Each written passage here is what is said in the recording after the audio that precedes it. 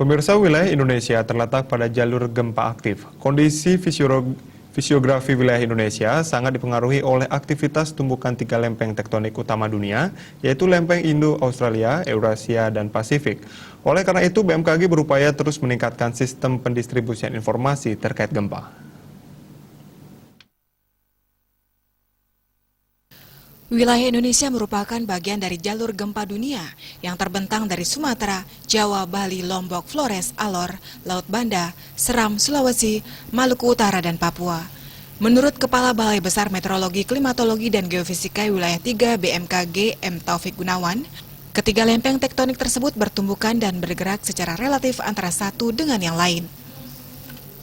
Kondisi ini menjadikan wilayah Indonesia sebagai salah satu kawasan rawan gempa dan tsunami di dunia. Wilayah Indonesia memiliki banyak sumber gempa.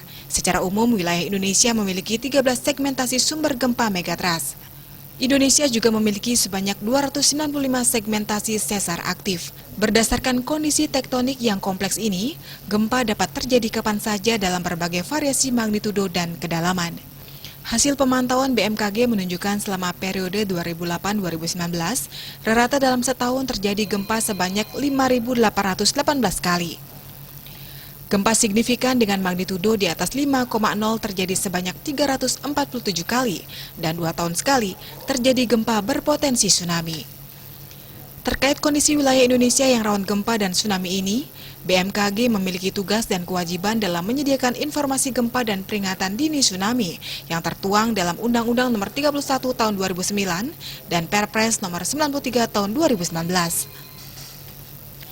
BMKG melaksanakan kegiatan pemasangan alat penyebarluasan informasi gempa bumi dan peringatan dini tsunami yaitu Warning Receiver System di berbagai wilayah rawan gempa dan tsunami di Indonesia.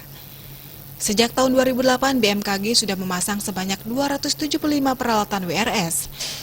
Mengingat peralatan WRS masih sangat dibutuhkan oleh pemerintah daerah dan kantor lembaga.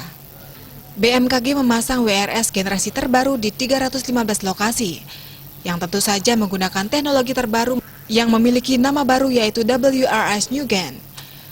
WRS New-Gen merupakan terobosan baru BMKG dalam penyebarluasan informasi gempa bumi dan peringatan dini tsunami, karena alat ini akan memberikan informasi gempa secara lebih cepat karena bersifat real time.